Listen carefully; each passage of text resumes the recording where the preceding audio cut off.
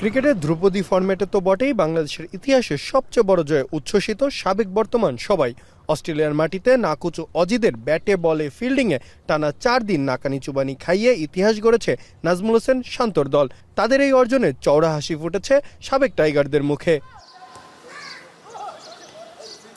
অজিদের ডেরায় গিয়ে অস্ট্রেলিয়ার বোলিং লাইনআপের বিরুদ্ধে সর্বপ্রথম বিদ্রোহের কাব্য লিখেছিলেন হান্নান সরকার।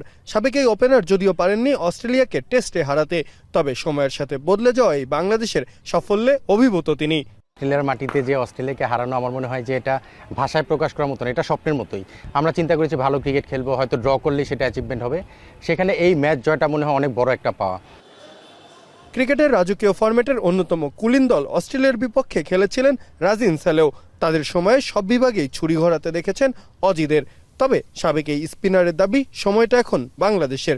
দলের ব্যাটিং থেকে বোলিং সবকিছুর প্রশংসা করতে তাই কার্পণ্য করেননি এই সাবেক টাইগার। আপনার যদি ওয়ার্ল্ড দাবরায় যারা যেটাকে বলে ডমিনেট করা হয়, ওয়ার্ল্ড ডমিনেটে যারা বোলাররা, টেস্ট বোলাররা, তারা অস্ট্রেলিয়া টিমে খেলছে, তাদেরকে প্লেয়াররা, আমাদের ব্যাটসম্যানরা যেভাবে ব্যাটিং করেছে, ডমিনেট করেছে, এটা আসলে এক্সেপশনাল। এবং স্পেশালি আমি all credit goes to bowler. প্রথমে বাংলাদেশের সাবেক তারকা ক্রিকেটার, যিনি অধিনায়কত্ব থেকে নির্বাচকের দায়িত্ব সামলে এখন ক্রিকেট বোর্ডের পরিচালক হিসাবে দায়িত্ব পালন করছেন, সেই মিনাজুল আবেদিন নান্নু হাসান মিরাজদের এই সাফল্যকে দেখছেন ঐতিহাসিক বিজয় হিসাবে। ঐতিহাসিক, আলহামদুলিল্লাহ, যে অস্ট্রেলিয়ার মাটিতে অস্ট্রেলিয়াকে আমরা হারিয়েছি, এটা সবচেয়ে বড় পাওয়া। এবং এখানে কিন্তু অস্ট্রেলিয়া যারাই খেলতে যায়, যে টেস্ট প্লেইং নেশনরা যাচ্ছে, সবাই কিন্তু স্ট্রাগল পিরিয়ডের রেকর্ড আছে। তবে এই বিজয়ে আত্মতুষ্টিতে ভুগতে চান না সাবেকরা।